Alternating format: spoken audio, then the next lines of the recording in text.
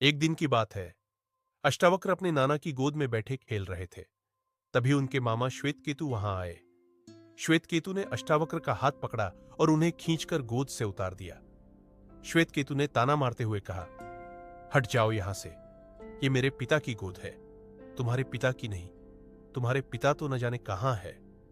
यह शब्द 12 साल की उस बालक के दिल में तीर की तरह छुप गए। अष्टावक्र रोते हुए अपनी मां सुजाता के पास दौड़े और अपने पिता का सच पूछा। सुजाता के आंसुओं का बांध छूट गया। उसने रोते रोते खोड़ की हार, बंदी के अहंकार और जल समाधि का पूरा सच अपने बेटे को बता दिया। लेकिन पिता की मौत का सच सुनकर अष्टावक्र रोए नहीं। उनकी आंखों में दुख नहीं, बल्कि एक अजीब सी चमक थी, एक संकल्प था। उसी क्षण उस 12 साल के टेढ़े मेढ़े शरीर वाले बालक ने अपनी मां से कहा, मां, मैं मिथिला जाऊंगा। मैं राजा जनक के दरबार में उस बंदी को हराऊंगा और अपने पिता को मुक्त कराऊंगा। फिर अष्टावक्र अपने मामा श्वेत केतु के साथ मिथिला की ओर निकल पड़े। राजा जनक के महल के द्वार पर पहुंचते ही द्वारपालों ने उन्हें रोक लिया। द्वारपालों ने हंसते हुए कहा, अरे बालक, यह कोई खेलने की जगह नहीं है। यहां सिर्फ बड़े बड़े ज्ञानी ही जा सकते हैं, और वैसे भी तुम्हारा यह शरीर, तुम अंदर जाने लायक नहीं हो। अष्टावक्र मुस्कुराए और द्वारपालों की आंखों में आंखें डालकर बोले, ज्ञान उम्र का मोहताज नहीं होता, और ना ही शरीर के आकार का, जो बाल सफेद होने से खुद को ज्ञानी समझते हैं। ज्ञान तो आत्मा का प्रकाश है।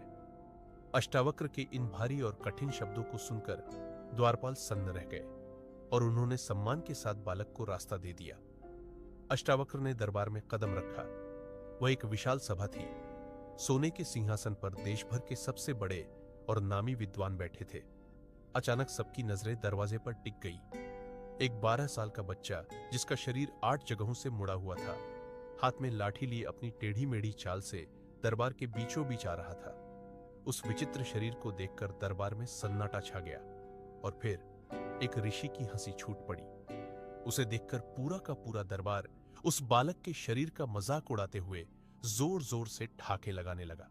सभी विद्वान हंस रहे थे, लेकिन तभी कुछ ऐसा हुआ जिसकी किसी ने कल्पना भी नहीं की थी। उन ज्ञानियों की हंसी के बीच एक और हंसी गूंजी।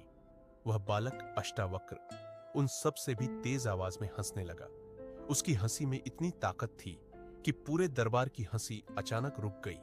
सन्नाटा छा गया। राजा जनक अपने सिंहासन से खड़े हो गए और हैरान होकर बोले, बालक, ये सब तो तुम्हारे शरीर को देखकर हंस रहे हैं, लेकिन तुम क्यों हंस रहे हो? बने रहे।